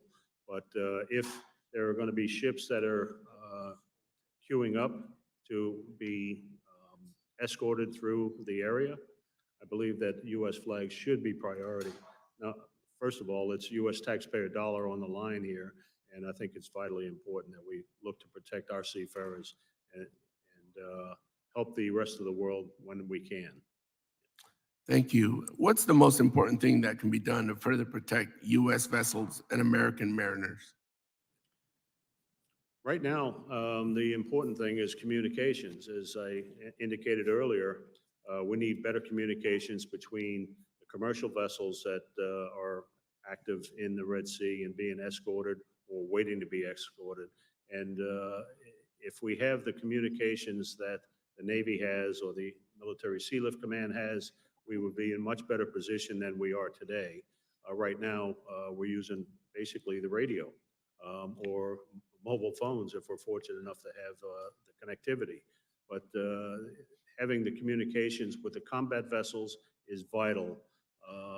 Certainly the way things are currently in the Red Sea, I believe I've seen a news piece that said there's about 75 minutes between the time the missile is launched to the time it hits its target. So we need very quick communications with the combat vessels. Thank you. Mr. Gold, I'm glad we were able to work together throughout the pandemic to enact meaningful legislation in the form of the Ocean Shipping Reform Act. One thing we learned in that process, though, is what happens when we're relying on a supply chain dominated by foreign interests. What are your members doing to increase the share of cargo that goes on U.S. flagships? Thank you, Congressman, and we definitely appreciate all of your support throughout the pandemic to get the Ocean Shipping Reform Act put through. I think our members are continuously looking at diversifying their supply chains, whether it's away from China or elsewhere. But it takes time to move their supply chains. And unfortunately, with the ongoing challenges that we see, even though when you go and look to diversify, you're being impacted by something else. So I think, again, retailers are looking to make their shifts, but we've got to have open, stable shipping routes to be able to make sure we can get product to where it needs to go. Unfortunately, we're not able to bring everything back here to make. Folks are looking at, friend shoring, onshoring, ally shoring, but it takes time to develop those. So they're trying to make sure they're doing what they can to make sure products are getting here when they need to be here for the consumer. Thank you. Mr. Dar, today we're talking about the appropriate U.S. response to Houthi attacks in the Red Sea. Given that MSC doesn't flag a single ship in the United States, doesn't pay United States taxes, and doesn't employ American mariners, how should the U.S. Navy prioritize the protection of MSC ships? Well, first of all, I will say we do have a large base of operations in the U.S. We're number one in the U.S. market. We do employ a lot of American citizens, including myself, sitting here today, and we do pay taxes where they are due in the United States. But that's not what I came here to talk about today. What I would like to address is your question straight on. And it comes down to, we are there to serve the commerce needs of the world's trading partners. And what they need, we will provide. And what they need right now is a very competitive service with other options that are out there. We provide that through a variety of flags. We are based in Switzerland, and our corporate headquarters is there in Switzerland physically, as it has been continuously since 1978, which, by the way, has corporate tax rates that are very close to OECD Pillar 2. And taxation is not the real issue here. And what we would like to see is the trading partners keep the sea lanes open, whether that's the United States or whether a larger burden is shouldered by other trading partners around the world, which I think it should be, including some of the largest that are absent from these operations and these risks right now. They should all do so, because the merchant navies of the world are not capable of keeping the sea lanes open themselves, but they will adapt to whatever the needs are of the customers and the countries that are behind them. Thank you, Mr. Chair. I'm out of time. Gentleman yields back. Mr. Mask, you're next. Thank you, Mr. Chairman. Mr. Carbajal, will you engage with me for 1 minute so I can understand something? Sure. Just listening to your line of questioning, are you advocating that a non-U.S. flag vessel receive no protection? No, what I'm saying is that, I appreciate all commerce. It's important when you consider the global trade, the dependence we have. But I think that taxpayers, the United States taxpayers, would want us to prioritize first and foremost American taxpaying companies. Very good. Just thank you for clarifying that. Um, I agree with that. I'd love to see agreement on that issue as it pertains to our southern border and prioritizing Americans first. I think that's something that we should take that same ideology and apply it there, not to conflate the issues, but I think they're similar. And so I was glad to hear you bring it up in that way as it relates to flagged vessels. I want to go to a couple of things that were brought up here. And Mr. Ralby, start with you. You used the term persuaded by as it relates to responses that the U.S. could put forward. And just the first question would go to the Biden administration's policies towards Yemen, taking them off the foreign terrorist organization list. They've received about $3 to $3.5 billion in aid since being taken off that. Has that persuaded them not to attack? Let me clarify, the Houthis are 100% not the government of Yemen. So Has it persuaded, though, the Houthi, they're Yemeni, correct? they do not see themselves as Yemeni, no. They are physically occupying territory in Yemen, but the Houthi movement sees itself as temporarily occupying Yemen in advance of a greater attempt to take over. They currently control 30% of the territory of Yemen and 70% of the population. 75% of that population is under the age of 29. So they're revolutionizing a very young population, but they do not see themselves as Yemeni. And, they may not be the government, but it's always an important question to ask whenever you're looking at our foreign policy is, does our aid, does our foreign policy support what we want out of each individual country? Because kind of going back to what Mr. Carbajal said, it has to represent the American taxpayer, right? And does that $3 to $3.5 billion support what we want out of Yemen in towards a policy terms, towards the United States of America? I would say not. Maybe you want to have the argument in that way, but I would agree that our foreign policy towards Yemen is failing at the moment, in that we have, for several administrations consistently, failed to bolster the Yemen government. We have focused our attention on the Houthis since the outset of the coup in 2015. But we have not provided the wherewithal. In 2018, the U.S. Was part of a major effort to prevent the government of Yemen from retaking the port of Hodeidah on the Red Sea coast. That is now a critical strategic failure on our part, because if the government of Yemen controlled that sea access, we would perhaps not be having the same conversation we're having today. And so I agree that we need to rethink our foreign policy towards Yemen, particularly because Yemen has long been the sort of forgotten corner of the Middle East. It's a very sad reality. And so we've not paid enough attention to understanding as well the Houthi mentality, which is why, to the point of Mr. Babin and others, we need to strike back, but our way of striking back has to be geared towards providing benefit to the US public. If we just want to strike back for the sake of striking back, we may find ourselves actually making things worse. And that's unfortunately what seems to be happening right now. The Navy is very good at doing its job and fulfilling its mission, but that mission right now that it's been set on is unfortunately backfiring with regard to protecting shipping, protecting seafarers, and making commerce free-flowing. I don't agree with liberal mentality like that. We're Americans. If somebody hits us, there's going to be a reckoning and we're going to hit back. And that's just the American way, and it should always be the American way, flat out. I want to go to some different questions at this point. I want to talk about range, armaments, reconnaissance, maneuverability, quantity, capabilities. This is advanced in terms of these drone systems throughout not just conflict between United States of America and vessels, but we saw this going on with Saudi Arabia and Houthis and the conflicts that have taken place there. Are we dealing for the vessels with strictly radio or line of sight?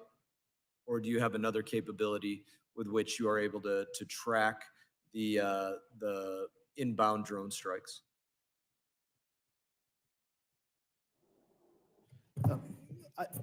Generally speaking, what the military operators have said is to use some established lines of communication via CENTCOM or through UKMTO secondarily, and that the first should come through VHF, which obviously has some downside because everyone listens to VHF 16, including the bad guys, but also that they offer satellite communication options where if you call them, they will pick it up, but that's not a secure line of communication. Then, of course, we have some ability to have awareness of what's going on to the extent that AIS is being used.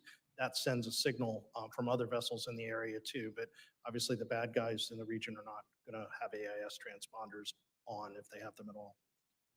I have many more questions I'd love to ask you guys on armaments and reconnaissance and maneuverability, but my time has ended. I appreciate the increase in time, Mr. Chairman, and I have nothing to yield back. Gentleman yields back. Mr. Garamendi, recognized for 5 minutes. Thank you, Mr. Chairman, and gentlemen, thank you very much for your testimony. The more this testimony has gone on, the more the questions have been asked, the more complex the situation is revealed. I'm going to go to Mr. Ralby. You have opined that we're not on the proper path towards a solution. Could you define how we might find a solution and what it might be? Yes, I certainly agree that when the U.S. gets hit, we hit back. But what we have to be looking at is what we want to accomplish with that. And the way that we hit back has to be similar to what we've looked at even with Ukraine. Russia posed a real threat to the United States. It always has for the last century. And our approach to supporting Ukraine has been empowering the Ukrainians to fight for their own sovereignty as they've been attacked. Similarly, we need to look at the Yemen people and give them the encouragement and the backing to actually fight for their own sovereignty. And that fight is multifold. Yes, it may be kinetic, but at the moment, they also need to be recognized. The fact that there is still confusion in critical circles around the world as to whether the Houthis are the government of Yemen or not is part of the problem. We do not understand Yemen, and so a starting point needs to be there. That then needs to also come with our help in divorcing the narrative between what's happening in Israel and Gaza and what's now happening in the Red Sea. Otherwise, we are not protecting shipping, and we're not protecting U.S. interests because they will continue to attack. And we have to provide that divorce of the narrative in order to help embolden some of the neighbors to be willing to speak up. Egypt has been ominously quiet on this subject, though they are losing a huge amount. Their canal revenues are dropping precipitously. Their economy is going to take a major, major hit. And unfortunately, they are not going to eke out even a comment unless we divorce that narrative. We then also need to get better in the information operations space. We have allowed the Houthis to control the narrative, and they are very good at it. Their propaganda machine is really quite impressive for the target audience that they're going to. We're very good at speaking to our people about fighting back, about retaliation. Unfortunately, that doesn't sit with the people that we need to be targeting right now in order to change the situation. So if we want to change that context, we're going to have to change our approach to messaging, to visibility. And as I said, we may be not the right face for this. We may need to find others to carry the water for us, or at least help us. I think it would be very useful if you were to repeat all of that at least a few more times, so that we might come to a better understanding of what we are faced with. Certainly, we already heard just a moment ago that some of us do not understand the Yemen government and the Houthi, quite different, or the history of Saudi Arabia and the Houthis.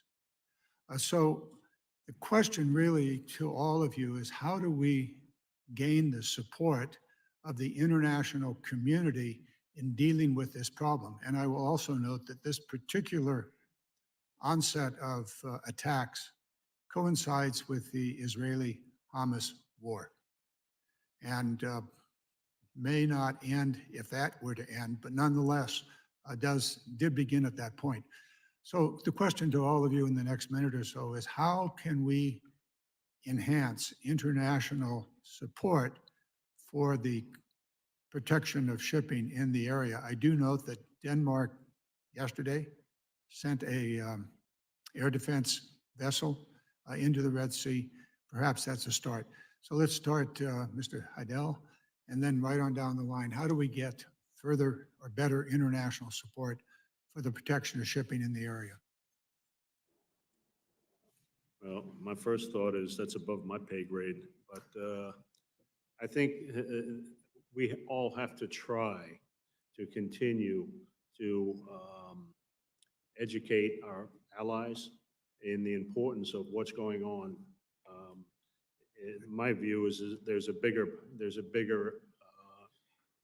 dynamic going on that is not on the surface today. That's my personal opinion.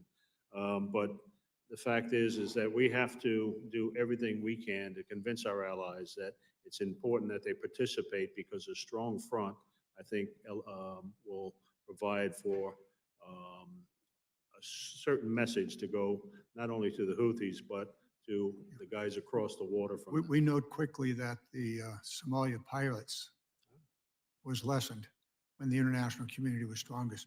Mr. Gold and Mr. Dar quickly, well, I think I'm out of time.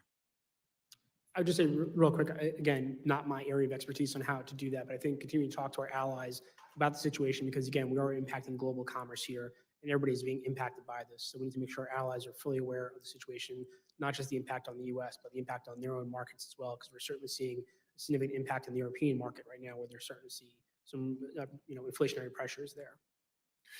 I'm pushing my time well beyond, but it seems to me that if we're going to be successful here, we need to have a large alliance in place, all that are interested in the shipping in the area. And the comment about Egypt lost revenue is instructive. Thank you very much. Gentleman yields back. Mr. Bean, you're recognized for 5 minutes. Thank you very much, Mr. Chairman. Good morning to you. Good morning, T&I. Good morning, witnesses. Welcome. Outside of war, have y'all ever seen, it's a toss-up, anybody can jump in. Outside of war, has it ever been this bad in the Red Sea? Attacks on merchant vessels? Yes. To my knowledge of the history, no. And it's in part a sign of the times. The last time there was more conflict that threatened the Red Sea in its entirety, the weaponry used against commercial shipping directly was not as sophisticated. For you to say it's an hour, your ships, merchant ships, were under attack for a firefight directly an hour. That to me is very scary. What happens if this continues? What happens, Mr. Dar, if this continues? Paint the picture for us. Well, I'll try and go beyond speculation and just give you my observations of what's happening now and extrapolate it out. We will adapt. We will make it work. We will meet the world's commerce needs. That's what we do. But it may not look like it does today. And what we're learning through the initial 6 weeks of adaptation of our networks is maybe we're going to call different places than we called before. Maybe we're going to shift volumes for transshipment to different hubs than we did before. Maybe we're going to avoid transshipment hubs we used very closely. Maybe we are going to avoid the Suez Canal altogether and all that may come from that as far as stability in the region goes. All of those things are possible. I can't paint exactly the picture, but Gotcha. I can assure you we'll meet the need, but it will be more expensive. There will be costs associated with that. 10-4. Dr. Ralby, is it just American and allied ships? Are they attacking Iranian ships? Are they attacking Chinese ships? They, as I said, are quite erratic. So they're attacking everybody at the moment. They're trying to target US and UK and Israeli affiliated ships. But as I said before, they don't really care. They nearly hit a Russian cargo. They've done a couple of things that show that they are just not all that precise. They're imitating what has been, to your earlier question, a fairly consistent Iranian approach of what we've often termed hybrid aggression when a state actor does it, but this is just a non-state actor engaging in terrorist activity. And so they're using these attacks to send messages, and they don't really care who they hit or what vessel might be affected. Have we seen other countries like China, have they responded, or other countries saying enough of this, we're not going to put up with it? Everybody's hurting. Let's put it that way. No shipping, no shopping. You do not have free flow of maritime commerce. Everyone on Earth hurts, whether you're on the coast or thousands of miles inland. The problem is that a lot of the states are keeping quiet while we've been willing to go out in the front and try things out. And so China has been ominously quiet on this front. And my guess is that they are looking for ways to do what I was saying before. They have equities in this that are really important to understand. In 2023, China brokered a rapprochement between Saudi Arabia and Iran. Part of that deal was for the Iranians to stop arming the Houthis. In the last few weeks, they have overtly resumed arming the Houthis, as we've seen. So Iran is the main factor behind the Houthis. Are there other countries? Is China involved in Houthi armament, or any other country other than Iran? the armament flow goes through a number of countries, and the illicit traffic of arms has been well ingrained so that they have different directional flows that allow them to gain weapons. China has been involved, Iran has been involved, I'm sure Russia has been involved. There are a lot of countries that have been involved in the illicit flow of arms for years. And some of that has gone through Somalia, through Djibouti, and into Yemen. There are two vessels, though, that are really important for the U.S. to pay attention to. Iranian-owned commercial vessels in the southern Red Sea, the MV Bashad and the MV Cybus, both of which take turns operating as both a floating armory and as an intel source for Iranian support to the Houthis. Those vessels should be very much on our focus of how we would want to retaliate, and thus far They're not. They're given a hall pass. 20 years ago, whenever it was, I know we had Somali pirates was an issue. That's kind of gone away. Is it true because we finally said enough about this and we started using force? Is that what ended Somali pirates? That type of interaction? Mr. Heidel, you say yes. You're nodding yes. Jump in, Mr. Heidel. Is that force? Is that our option here? Well, if you're trying to equate the two, I think the politics are different, at least from my viewpoint. Somali pirates were just a band of thugs that found But force, you say force, and my time is about to run out. Force is what they deal with, and that's the language they speak. And it bears, Dr. Ralby, this has nothing to do with Israel. Is that correct? That was your testimony. Nothing to do with Israel. They're just using that as the guise. Is that correct? It was a convenient narrative, and for them, the profit margin is not the motivation as it was for Somali pirates. So the risk-reward calculus for them is very, very different. That's why they are a much more difficult threat. Thank you very much, Mr. Chairman. I yield back. Thank you. Gentleman yields back. Ms. Colton, you're recognized for 5 minutes. Thank you, Chair Webster. Thank you so much to all of our witnesses today. Apologize for the gravelly voice. I'm not sick. I lost my voice cheering for our beloved Detroit Lions. All grit.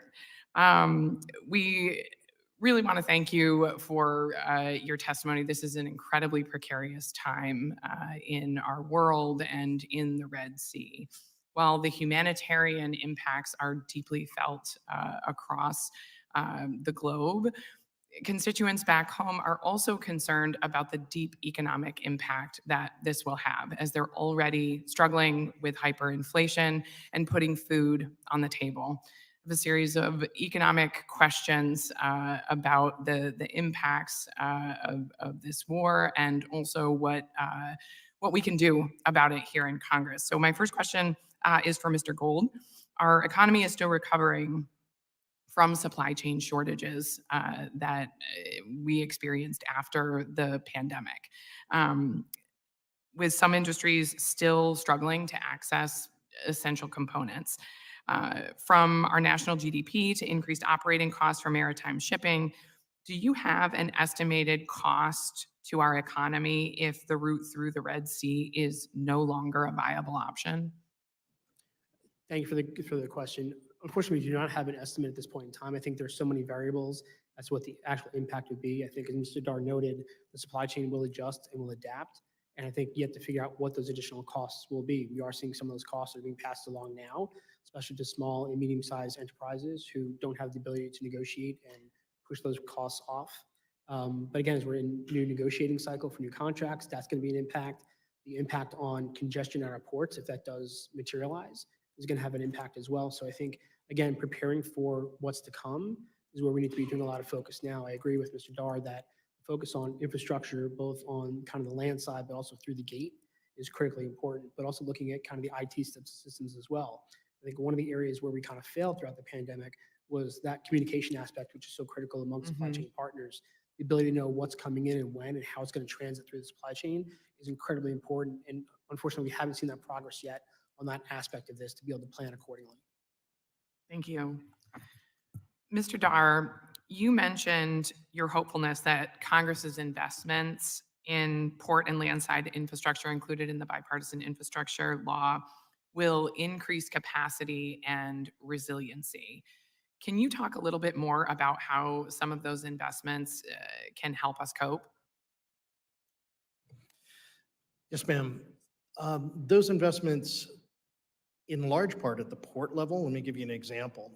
In the US, we are largely constrained by the geography of the ports and the terminals that we have. And so to build a new terminal, while not impossible, is very, very difficult, and they tend to encroach upon other users of that land space. So the more we can do to densify the operations in the terminals and make them more efficient, while also, I should point out, in our company's model, maintaining the workforce, because it can be done and it can be done effectively because the volumes go up. That's a good start. And being as thoughtful as possible about those sorts of investments in particular, I think helps us the most, because also some of those investments can be done faster than to say, identify a new site and then all that goes with that. It is a lot that goes with that and building that out. Second, I would say the road infrastructure needs huge work. And the rail operators also need whatever incentivization is there to maintain additional surge capacity to meet the rail networks, because whatever we can put, the rail network needs, because whatever we can put on rail is avoided going on the roads and overstressing that again. It's all a part of the shipping and transport larger ecosystem. What other suggestions do you have for us in Congress?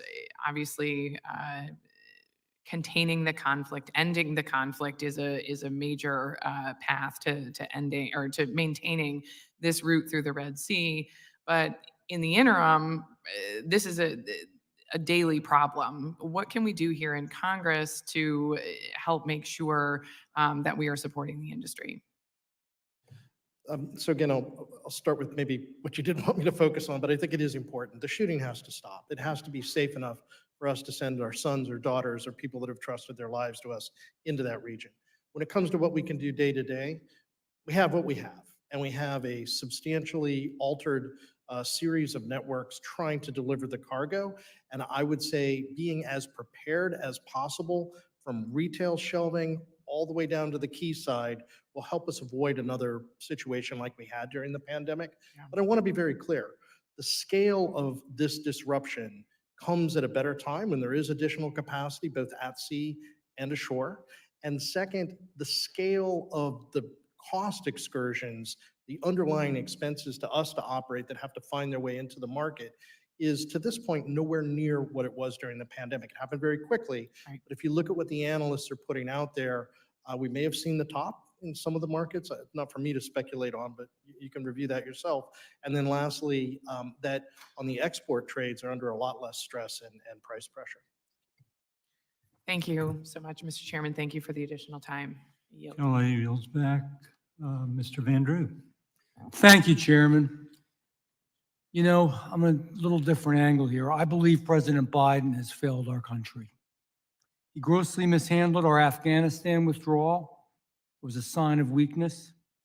He didn't prevent Russia's attack on Ukraine when we could have just prevented it. It was a sign of weakness.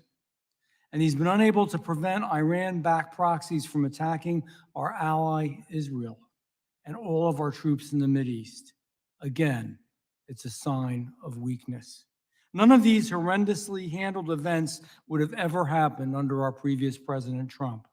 He knew that in order to protect America abroad, the commander-in-chief must be strong. What we need in this country are those great words, peace through strength. Because where there is weakness, there is always war. Just this weekend, 3 of our service members were killed and almost 40 others injured in an Iranian-backed drone attack in Jordan. You're all aware of it. This, again, is a tragedy that President Biden could have prevented, but has failed to do so because he has created an era of weakness around the world. And it's gravely impacting Americans, and it's impacting our American interests.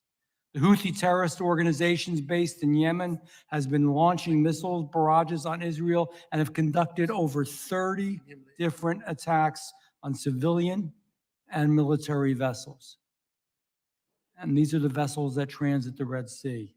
Houthi forces are also responsible for seizing the control of the Galaxy Leader, an ally vessel with 25 human beings on board, all of whom are being held captive by the Houthi terrorists.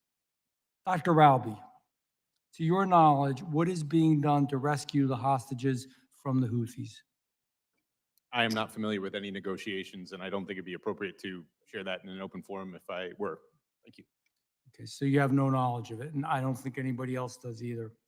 What can be done to prevent all of these attacks from happening again and again?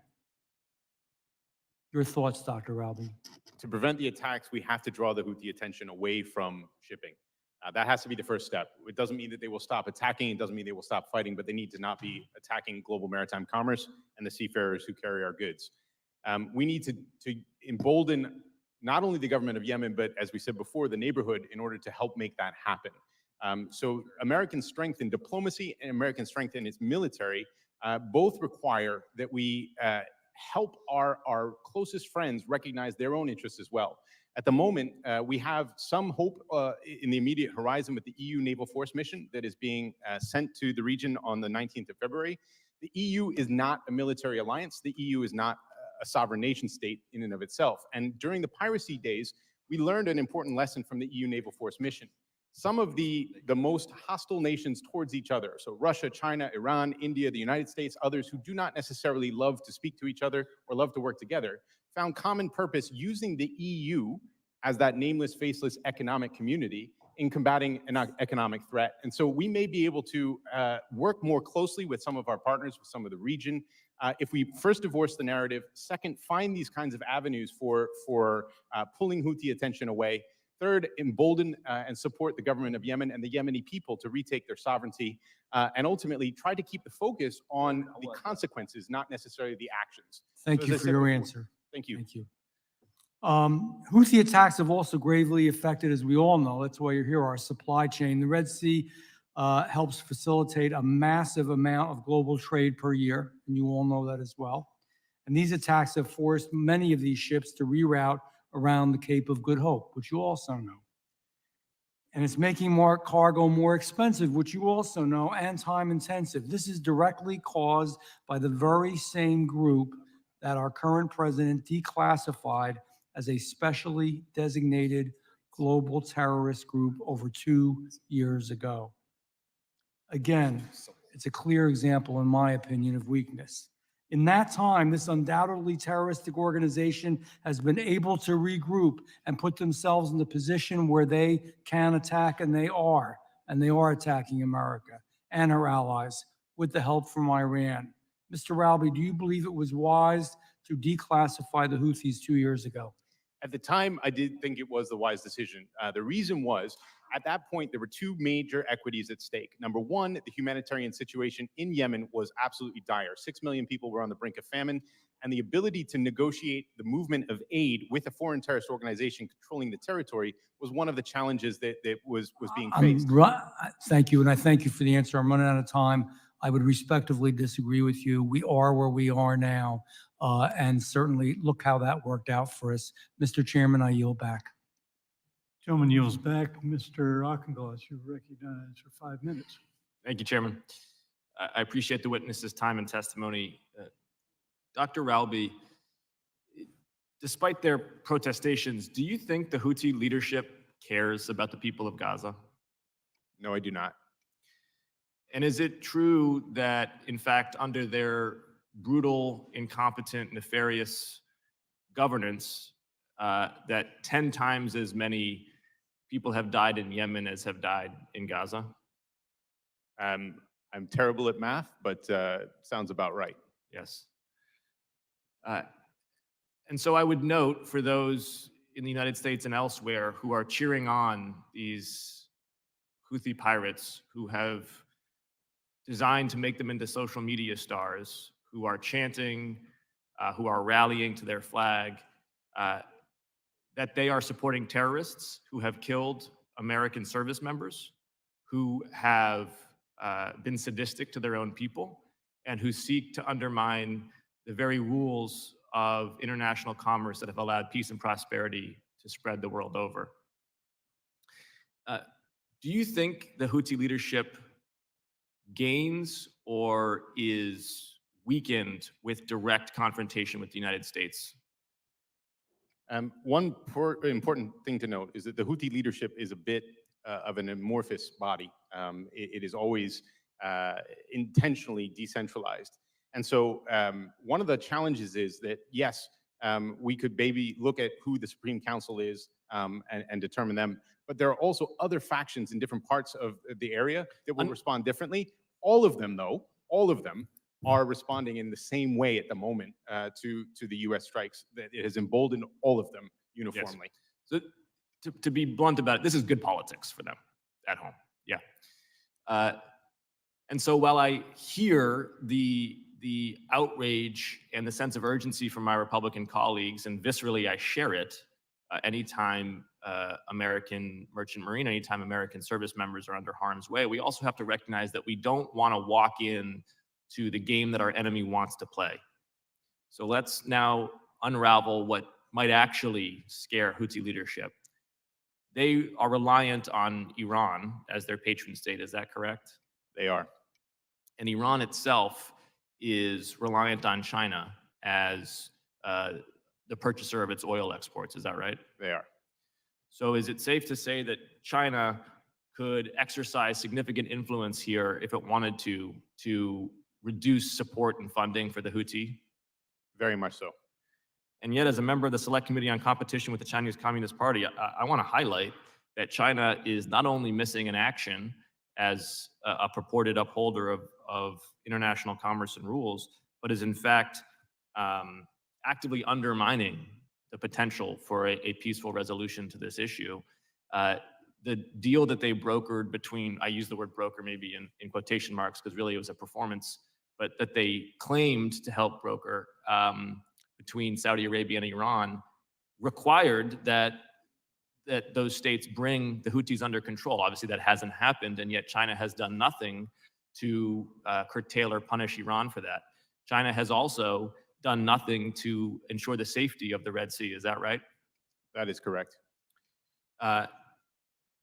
What do you think should the response of the United States be to the Chinese Communist Party's complete unwillingness to be a responsible global citizen in this episode? Well, first of all, I think it needs to be made clear that that is a major factor. China has also a signed treaty by Xi Jinping himself with Ukraine not to stand in if anybody attacked them. They didn't do that. They are very good at not fulfilling their obligations when things get hot. And in this particular situation, they're probably a bit frustrated by the equities. That they did host, I would say, that deal between Iran and Saudi Arabia, which complicated in some ways their position because they now have a vested interest in maintaining that détente, that rapprochement between Iran and Saudi Arabia. And the Saudis have very complicated equities with regard to the Houthis. So they're probably quite frustrated right now. And their economy is the most trade dependent of any in the world. Absolutely. So they're hurting, but they're actually probably enjoying watching us take the first set of hits for this. So they are a looming question mark, and we need to call them out quickly. Yet another example of the malign and malicious attempts at global leadership from the Chinese Communist Party. I yield back. Gentleman yields back. Mr. Ezell, you're recognized for 5 minutes. Thank you, Mr. Chairman. The Houthi attacks that are targeting maritime vessels in the Red Sea represent a direct threat to maritime transportation and ultimately to the world's supply chains. The Trump administration recognized the threat posed by this group and took decisive action by designating the Houthi rebels as a global terrorist entity, which would allow the placement of crippling sanctions on these fighters. However, one of the Biden administration's first actions communicated a message of weakness as President Biden removed the Houthis from this designation. We are witnessing a clear trend. Past actions by President Biden continue to strengthen terrorist organizations and encourage global attacks. Dr. Ralby, it's clear we must put an end to this Houthi aggression. You mentioned in your testimony that the Houthis are often untrustworthy negotiators. Can you expand on how negotiations have gone in the past? And do you think anything has changed? The Houthis not only are untrustworthy, they enjoy making whoever they're negotiating with look bad in the eyes of their people. They have a long history of agreeing to things and then reneging. I'll give one concrete example. The FSO Safar was a critically important issue to address off the coast of Yemen. It had 1.14 million barrels and would have not only caused a spill 4 times the size of Exxon Valdez, but would have actually taken out the desalination plants on which more than several tens of millions of people rely for their drinking water along the Red Sea. And the Houthis, in negotiating to do something about the vessel, continually agreed to an assessment mission, allowed for the UN to expend funds on placing that assessment team in Djibouti, and then reneged on it. And they enjoyed doing the same thing over and over again. And unfortunately, a lot of the negotiators who have tried to work with the Houthis have found themselves falling again afoul of the definition of insanity, trying to do the same thing over and over again, expecting a different result.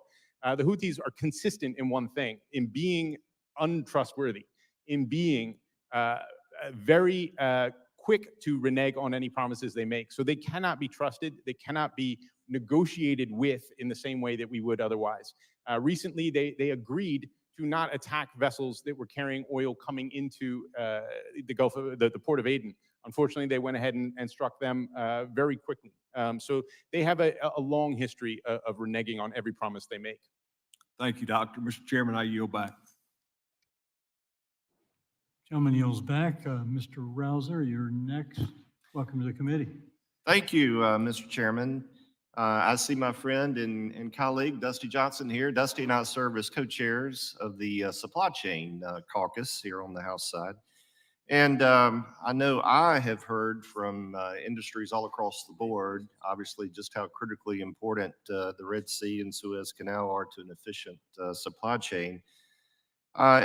Dr. Robbie, in your testimony, you state that while oil and gas shipments are being impacted, the greater threat is the shipment of specific goods with specific delivery times. You also mentioned that disrupting the 30% of global container traffic on the Red Sea will have a greater impact on the economy than the 10% of oil traffic. Can you speak a little bit more to these goods shipped through the Red Sea and what impacts delayed shipments have on the global economy and commerce? And then as a follow-up to that, Mr. Gold, I'd be curious your thoughts on the impact to consumer prices. I'll be very quick. Energy supplies are fungible. Oil is oil. Yes, there are different categories of oil, but once the products have been refined, they can be replicated and supplanted by different shipments from all over the world. Goods, however, are targeted towards specific purchasers, and so you can't just make up for somebody's race car that is due to be at a specific race at a specific time by substituting another one. So there are a different set of equities for the container carriers versus the oil and gas industry and the wider energy industry.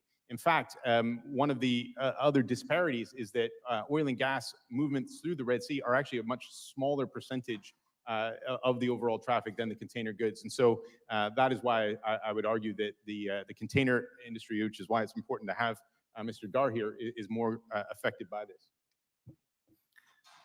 Yeah, as a follow-up too, how much, let's just assume hypothetically that all trade is cut off there. How much of the U.S. economy is represented with that? What is that figure? I do not have that figure. That is not my area of expertise. But what I can say is that it's not just the U.S. economy, it's global because of the nature of our globalized supply chains. And the important piece that I would also note that doesn't get looked at as much is that it is not just goods for sale. It is also humanitarian aid. And so there are other consequences to this that transcend just the marketplace and go as well to desperately needed aid, medical supplies, other things that need to get to places on time in order to make sure human life is protected. Absolutely. Any other thoughts there from the panel? Mr. Gold, do you want to talk about inflationary impact? Sure. I mean, obviously, we saw what happened during the pandemic when supply chains were essentially shut down and the impact we saw on prices and costs and everything else. I think right now it's too early to tell what that impact is going to be because of what's happening in the Red Sea. I think as we talked about here, carriers and shippers will find a way to make product arrive. It might arrive later than you expected. You're going to have an impact on not just retailers, but manufacturers who are waiting on inputs to production, on ag products. You're already seeing the impact in Europe with ag products that are having to go around the Cape Good Hope that are having spoilage and having impact there. So I think, for my members, they're trying to contain costs as much as possible. So again, for the larger retailers, they're more nimble at being able to do that. For small and medium-sized companies, that's going to impact them more because they don't have that ability to negotiate on whether it's rates, surcharges, what have you. And again, it's not just on the rates that you're seeing in the surcharges, but it's the other impact on the congestion issues that we're going to witness if the surge does come and starts to clog up reports once again. You're going to see the additional charges from every mode of transportation throughout the supply chain as we witnessed during the pandemic. Hopefully we won't see the prices rise as much. That shouldn't be an issue. But again, it's way too early to tell what that economic impact is going to be. But we need to start paying attention now and working through those issues so we don't have congestion as we witnessed during the pandemic. So what improvements do we need to make at our ports? What kind of alternative thinking, additional resources, what kind of opportunity does that present to us? I think the biggest issue right now is, as we talked about earlier, we're making investments on the land side infrastructure, but we've got to work through some of the operational issues that really caused the congestion issues we saw during the pandemic. We've got to make sure all of the stakeholders, the carriers, terminals, drayage trucks, railroads, warehouses, the shippers are all talking to each other to understand what's happening at any point in time so that we don't have the congestion issues. Making sure we have equipment readily available, the chassis, the rail cars are there when they need to be there and not cause further congestion. Mr. Dart, it looked like you had something to say. I did. Thank you, sir. First of all, I'd like to say I agree with that interconnectivity that Mr. Gold just laid out. I think that's spot on. And I want to congratulate the Department of Transportation for initiating the flow process, which is a pretty good attempt to try and open up some more visibility with the hope that we can project forward patterns much better based on the past. And it's an example of a genuine public-private partnership that I think deserves some recognition. Also, I want to point out that when it comes to containerized goods, they're not all affected equally here. And the higher value that the goods are relative to their volume that goes into a container, the much less affected they are by excursions in price. And as I mentioned earlier, we're not seeing anywhere near the sort of price excursions in the open market that we did during the pandemic. And also keep in mind the baseline of which we might say prices are higher or less actually is a baseline which was at a very low point in the market, below pandemic levels. And in a lot of cases, like for example, in exports of US ag cargoes, a lot of those we were carrying at below our costs at the time. So it's not painting the full picture, just to look at an absolute pricing point. Thank you. Thank you very much. Sorry, Mr. Chairman. I appreciate your indulgence, though. Sorry to go over. Gentleman yields back. Mr. Johnson, you're recognized for 5 minutes. I want to pick up where Mr. Rouser ended. He does a great job helping to lead the supply chain caucus. And I think number one, we all get it. We understand that going through the Red Sea is an incredibly dangerous proposition these days. I think we all understand that some carriers would rightfully make a decision to reroute. I think we understand that those reroutes could cause price adjustments. Now, Mr. Gold, Mr. Dar, you've both made it clear the full effect of those really haven't been felt yet. We don't know what next month or the month after that holds. Of course, I have talked to some shippers who are a little concerned that these reroutes could create an opportunity for not just reasonable fee and rate adjustments, but perhaps unreasonable fee and rate adjustments, really with a process that doesn't have a tremendous amount of transparency. And so, Mr. Dar, what do you say to shippers who raise those concerns? Like I say, first of all, get to know us better and have the kind of dialogues that we've had facilitated by some associations of ag exporters in particular, and we understand each other better. We can serve their needs better, set up groups to help accommodate that, even when times are good rather than the really challenging times like now. And I think if you've prepared and you've built the relationships in those times, it's much easier to deal with a crisis and you're speaking the same language. I also would encourage those that can to seek the stability of longer term service agreements rather than just to be reliant upon the spot market, because those that are much more subject to market fluctuations. In the US, for example, 90% roughly of our cargoes in and out are carried under service agreements. And there's a significant advantage as far as stability goes with that. Lastly, I'll make the point about the need to mutually focus on things that can be of benefit. And for example, investments in the ports for densification purposes, which involves taking advantage of some technology that exists today does not have to be at the expense of any port jobs. And as I said, our model, we try not to do that at all. But yet we can improve and do much better and reach higher efficiency levels similar to what we see in many overseas ports if we make those investments here and do so with the right goals in mind. So with those associations that do have an active dialogue with you, you're not hearing those kind of concerns about maybe unreasonable rate increases to come? No, sir, I'm not, because if they are unreasonable, we are in a very competitive marketplace. And even though right now the carriers are having to adapt very quickly and add capacity and add equipment and things into it, ultimately, the competition in the market is going to be a boundary on this. And I think as a case in point, Sea Intelligence, for example, just published their latest analysis over the last couple of business days, and they've shown that on the export side in the U.S. Trans-Pacific market, which is where most of the ag goes, those rates are actually about flat. So again, we're seeing the import side or the head haul carry most of the burden of the extra costs of having to adjust the networks. And in normal times, it's not uncommon to see 85 to 90% of the revenue actually generated on the import side, and the exporters benefit from that. That seems to be, according to the published data, one of the dynamics that's happening now. And if it gets too far out of bounds, the market will correct it. There will be somebody else that will carry the cargo that meets the shipper's needs. Certainly a competitive market would respond in that way. I mean, and I don't know how you'd ultimately define a market that's not competitive enough. We have seen concentration in the industry in the last couple of decades. You'd know the numbers better than I would, but I think 70% of the cargo held by the largest 5 or 6 partnerships. But it is good to hear that the rates have been flat. Mr. Gold, what else would you say in response to Mr. Dar's comments? I think certainly those that are under the yearly contract have better ability to negotiate on rate increases and surcharges. There certainly are provisions.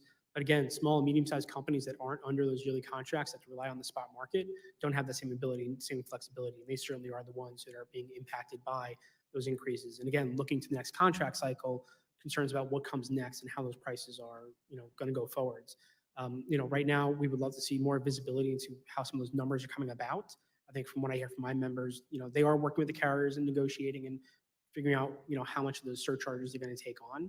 But they would love to get the exact understanding of, where those numbers are actually coming from to understand what's being, put forward to them. So as we look about problem solving and even doing a better job, Mr. Dar, I thought your suggestion about, hey, more engagement would be good. Sounds like additional transparency would be your addendum to that, Mr. Gold, right? I think so, yes. And we're looking forward to the hearing the Federal Maritime Commission will be holding on February 7th on this specific issue. Yeah, thank you very much, gentlemen. With that, I yield back. Gentleman yields back, seeing there's no further testimony, and I'd like to thank the witnesses for being here and their very good testimony. Thank the members for being insightful. Thank the audience for being respectful.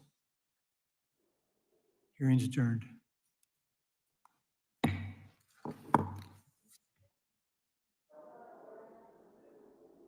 All right, hold on just a second, guys. That was a very abrupt ending.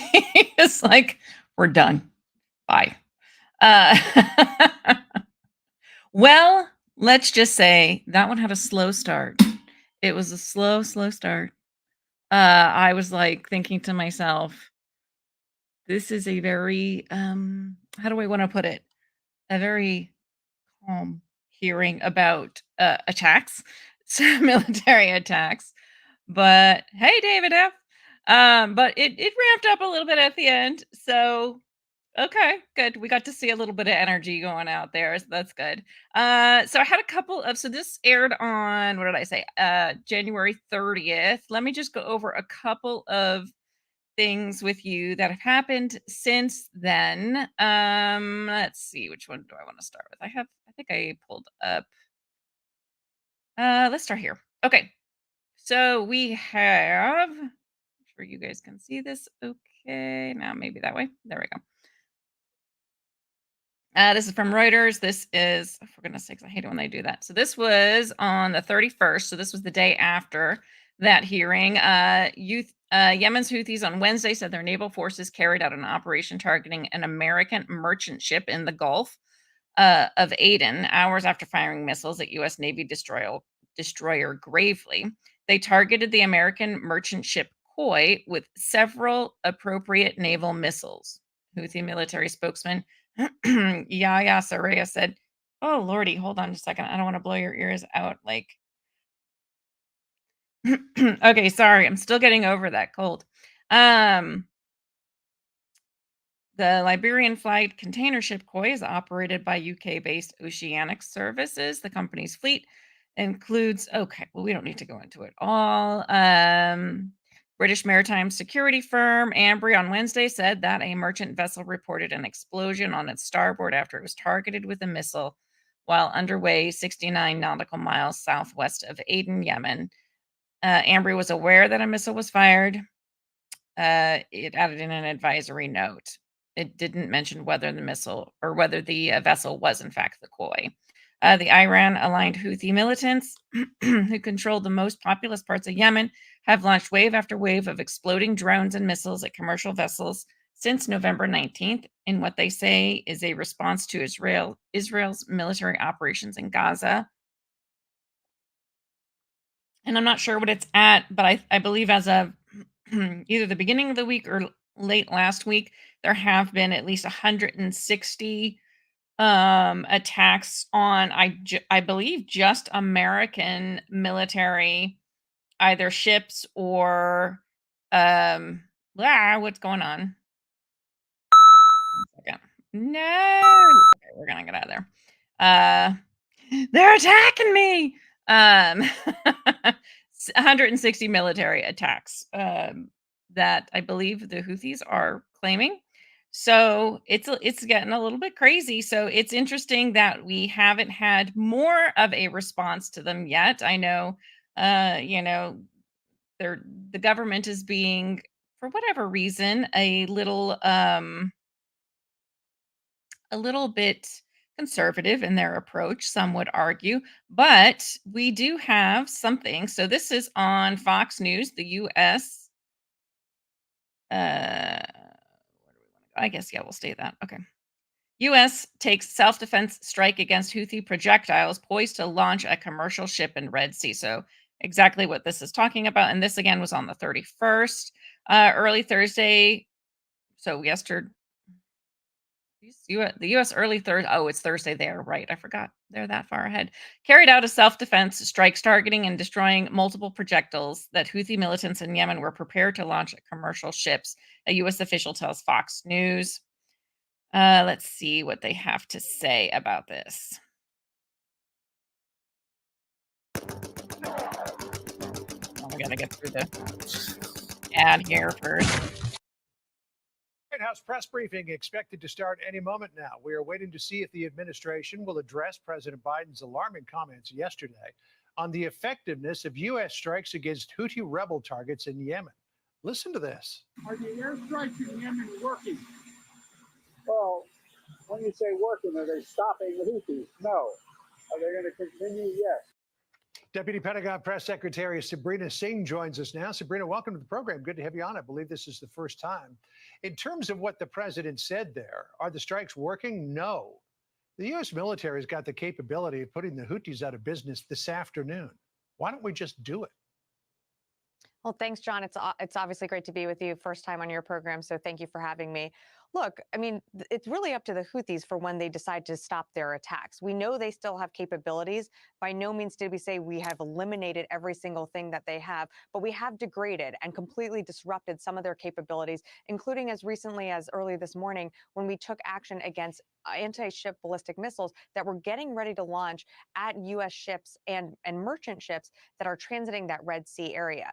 We still know that the Houthis do maintain and retain some capabilities, of course, but it's really up to the Houthis when they make the calculation to stop. And so that's why you're seeing the dynamic strikes that we're continuing to launch over the past few days. Sabrina, Sandra here. Great to have you on the program. Welcome to you as well. Jack Keane joined us earlier this week on our strategy and how we're handling Iran. Listen here. Iran uses the proxies to avoid direct confrontation. They don't want a war with the United States. They know full well they would lose their regime as a result of a war with the United States. And as we continue to be reluctant and timid about this, they will continue to push the proxies forward. So you're saying it's up to the Houthis when they stop this, but are we sending a strong enough message that we mean business, or are we, as General Keane said, reluctant and timid? Well, thanks, Sandra. I certainly would push back on that. I think what you've seen from last Thursday are precise strikes that have degraded and disrupted Houthi capabilities. Houthis that are, and I take no, I completely agree with who you had on before. The Houthis are armed and equipped and supported and financially backed by Iran. And we know the IRGC uses these proxy groups to launch weapons, whether it's at United States ships, our partners or allies in the region, and innocent commercial mariners that are just transiting that Red Sea.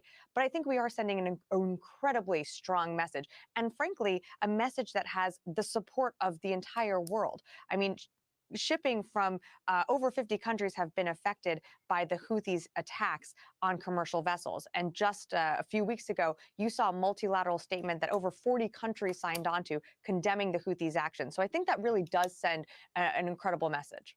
So you say that the U.S. is sending a message to Iran. Clearly, Iran is not getting the message. And that's why you have vaunted former members of the military like General Jack Keane and others saying that in order to stop all of this, and they say it's not up to the Houthis, or shouldn't be at least. It should be up to us to stop the Houthis. Shouldn't be their choice.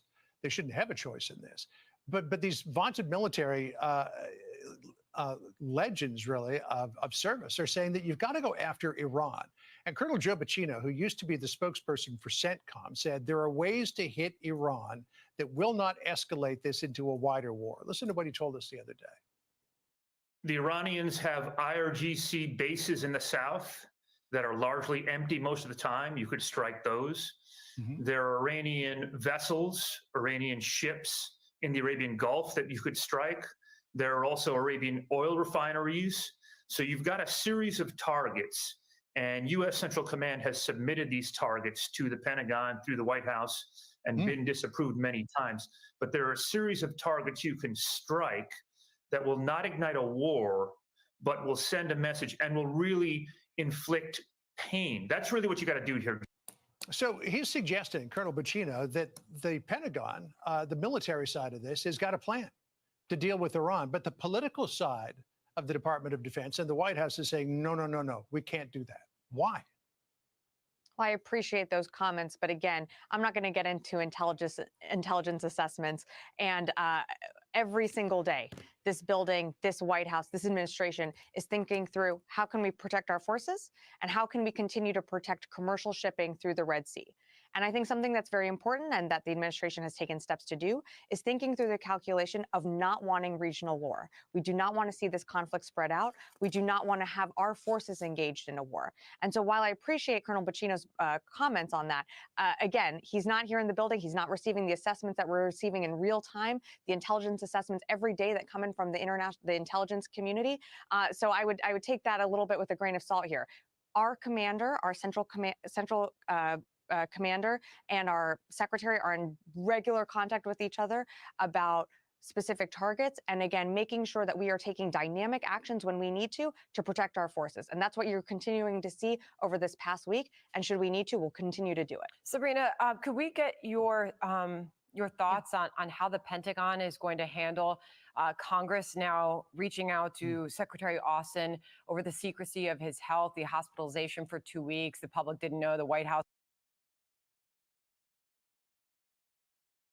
All right. So we'll see. I believe Biden is supposed to put a statement out today about the situation. I was trying to see if I could find when that was going to be, but we'll just have to wait and see. But I don't know about you, but I am thinking, how much is enough? When is enough enough? 160 plus strikes on U.S. forces at this point in time. When do we say enough is enough? Are we just going to continue to make these singular strikes against them? What's the difference between doing that if we already have, as Sabrina was saying, we already have areas that they have planned out to strike? Why not just strike them all at once? Make a big statement. I don't know.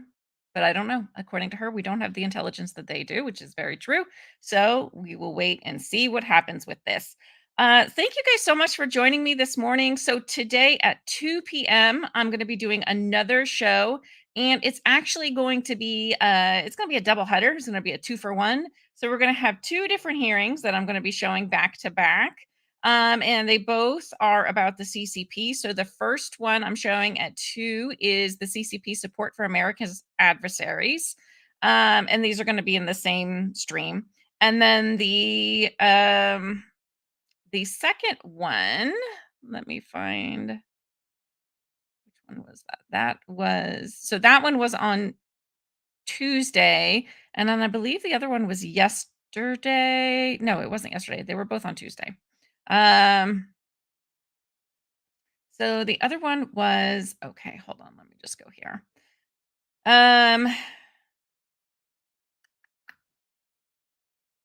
Oh goodness, where is it? Okay. And the CCP cyber threat to national security. I shortened that title a little bit, but basically, that's kind of what it's about. And so the second one, Christopher Wray, the FBI director, is going to be testifying in the second of those hearings. So, like I said, that's going to start at 2 p.m. today on my channel. And they're going to be within the same stream. So, back to back, let's hear all about China this afternoon. We've covered the Middle East this morning. Now we're going to move on to China. Which may be related from what we're hearing. So anyway, I hope you guys have a wonderful morning. Thank you so much for joining me, and I will see you in just under 2 hours. All right. Thanks, guys. Bye. You down on the softly spoken words and notions that delight, but you're right down the path I know too well.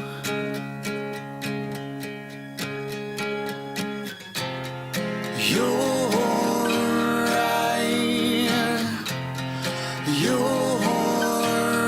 right, but in my head there's a picture of me finding who I am and who I should be. I've lost myself in insanity. Now I'm finally free.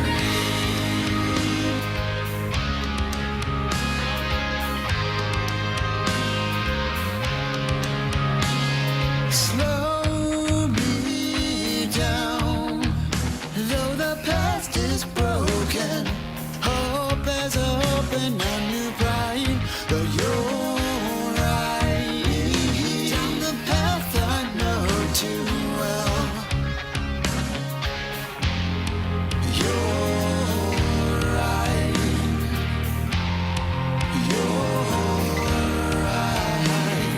but in my head there's a picture of me finding who I am and who I should be. I've lost myself in the insanity. I'm out on a limb, now I'm finally free.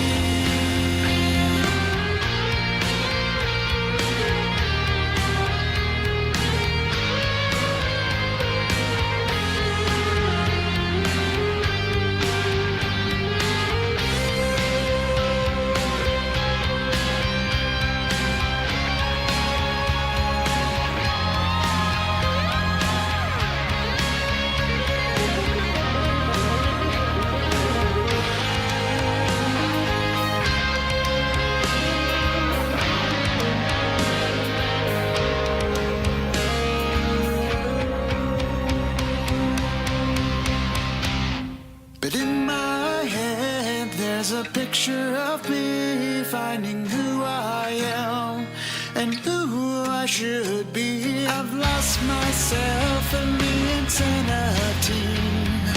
I'm out, now I'm finally free. I'm out on a limb, and in my head I'm out on a limb, and in my head